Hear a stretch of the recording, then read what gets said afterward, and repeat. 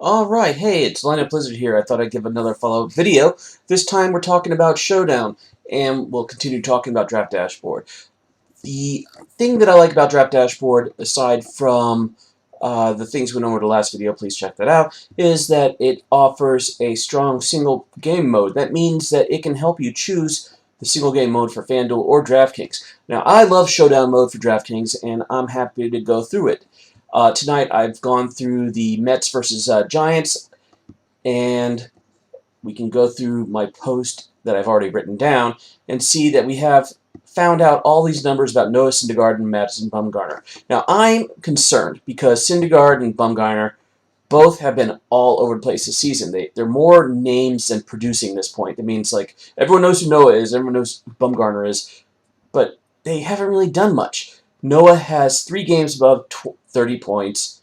Bumgarner only has 2. Their splits are pretty low. I love the splits, love their Ks, love the matchup, but they just haven't been successful. They haven't been successful against each other. So if I'm going off what they did last time they played, then they've only hit about 15 points in those games. Now, 15 points in a showdown mode is nothing to sneeze at, nothing to laugh at, but we're looking at someone who's costing about 10,000 points, $10,000 in DraftKings. So, and you see here, Draft Dashboard gives us a green and a green against a yellow and a red. I don't know. I think that I would play them, but me personally, I'm not playing them. However, when I went through the lineups tonight, and I went through the bats that I liked, I had enough money left over for Noah. Noah, I think, is seeing a better split percentage, better versus. And why I'm saying that is if you see here in the pitcher versus batter, a bunch of Mets have WOBA splits or WOBA results much higher than what's going on for Noah. So Madison is giving it up. We got Pete Alonso with a home run. Todd Frazier, Wilson Ramos. Let's see. With home runs. No home runs for Noah. So, yeah, I played Noah before I played Madison. Fine. Going back to my post. Noah's all over the place, though. He got big 30-point games against Colorado, Miami, and Cincinnati. Colorado and Miami are... I was big into Miami for a few minutes. They're hot. They have some good bats, but they strike out. So does Colorado. Colorado will hit a home run all day long against you, but they'll strike out while doing it. So, again, things to keep in mind. If you look at the data, we see that Madison's good for 5.8, Noah's good for 6.3. That means that the bullpen's probably going to be in play, pinch hitters are probably in play. So what I wanted to look at next is how useful or how much use the bullpens have. And you see, both of them look pretty tired, but Will Smith has a day off yesterday, so if there needs to be a closer, Will Smith will be used. The Mets, they are probably all in play. They got a day off yesterday except for Mazza. You can figure out who would be the closer for tonight. That's fine. But one of the reasons why I'm talking about bullpen and relief pitchers is if you wanted to stack all those Mets bats against Bumgarner and the tired bullpen for the Giants, then you would, in order to satisfy the requirements of DraftKings Showdown mode, you need to play at least one Giant. Well, here you go. You can find one of these guys for $3,000, play them, and you can play the rest. That's all that you want.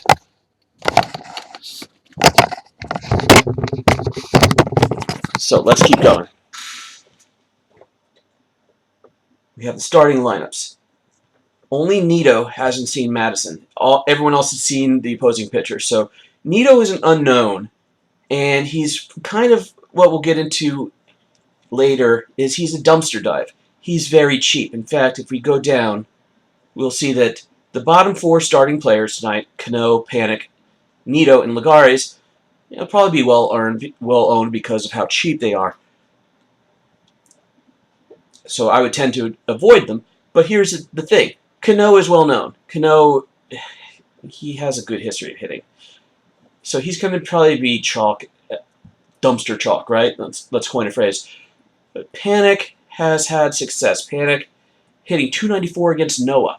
So, hey, he is definitely in a why not sort of situation. Lagares, who? No. So you got Panic, Nido, and Kano. Just get rid of Kano because he'll probably be the most well-owned, and you want to be differential. All right, so all this being said, the splits are not great for the batters, though. 290, 300 for Noah Syndergaard. Madison Bumgarner, 293, 315. Are you really going to, like, go to bed? You're going to take 315 to work with you? Not really, but we see that there have been better hits on and better hitters for the Mets against Madison than vice versa. So let's load up the bats against Madison. What does that mean? We can do something like this. Now here's what I found. If I wanted to stack all the good batters that I could find, Alonso, McNeil, Davis, Frazier, hey, I still have money for Noah Syndergaard. This is a great lineup. I put in Will Smith. That gives us my one giant. Another way to do it, love Yastrzemski.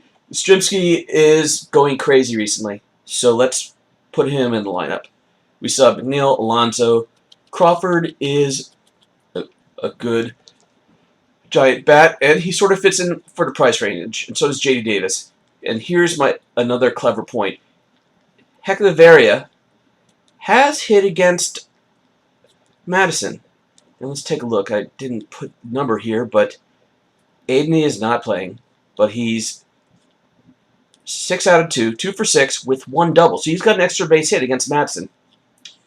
This is a National League game, and so, hey, they're going to be using pinch hitters at some point. If one of these guys dorks out and leaves the game early, yeah, there's going to be a pinch hitter. There's going to be relief pitchers. Even so, they're only good for about 6 to 7 innings, so there will be a pinch hitter at least for 1 at-bat, and that would probably be Aidney. Is it risky? Yeah. But also playing relief pitchers is risky because you never know which relief pitcher is going to be used. If it's a close game, then they might only last for 1 at-bat. If it's a blowout, the closer won't play. So you're sort of at a difficult place, which is fine. The thing about Showdown Mode is it's all about making choices that are tough because you have the captain, and usually the pitchers will make 16 points. You can see the disparity here. Noah Syndergaard's good for 17 points. Sure, if you say so, but he's also had like really train wrecks of games. And he hasn't played well against the Giants. So I could do a lineup with Noah, park him in captain, maybe even bring in Madison, give him a utility spot, play 3 good bats, and then maybe a relief pitcher or Aidney or Nido or Cano or one of the other ones we talked about. Am I doing that? Not tonight. But that is an option. So, we see that with only two pitchers, we already know they're known quantities. 5.8 innings pitched, 6.3. They've had some success recently, and they're expensive. Let's take a look at the batters.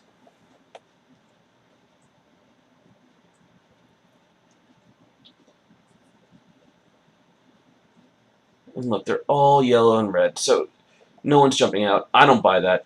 Personally, I already give you my choices. Take the Mets bats. All their home run hitters are going crazy. The biggest WOPS, Alonso. Yeah, Frazier. Cano, if you say so. McNeil, yes. Pablo Sandoval, I don't know. Posey, Panic, Crawford, Belt, Pilar. I like Pilar, but he just always disappoints me when I play him. I'm not doing it tonight, though. J.D. Davis is this low? I guess he hasn't been hitting it well. I might have to change my lineup to one of these other players that are a little bit more higher rated. But again, you see every batter here has a red matchup, and only 4 of them have even yellow potential, according to the draft dashboard.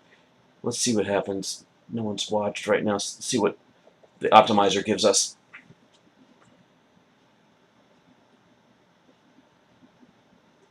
Syndergaard, Bumgarner, Lagares. Yeah, I mean, Nito. We talked about Nito. I would probably change him out to... Oh, you're not helping me here. Alright, not Dickerson. Cano. I would play around with this, but I would want Yastrzemski, McNeil, before I want anyone else. Alright. You can save, import, and there you go. You have a nice showdown. What I showed you here is what I believe to be two unique... Look at this, $1,500 left over. That's insane, but it's unique. You can get rid of Will Smith, put in Aidney, and roll the dice. You can also take out Will Smith, maybe find a way to put in either Panic or Nido. Good luck. Alright, that being said, it's almost game time. Yeah, it's probably a little too late for you guys, but at least you see some of the thinking that goes into making these showdown lineups. Alright, lineup Blizzard, and I'm out.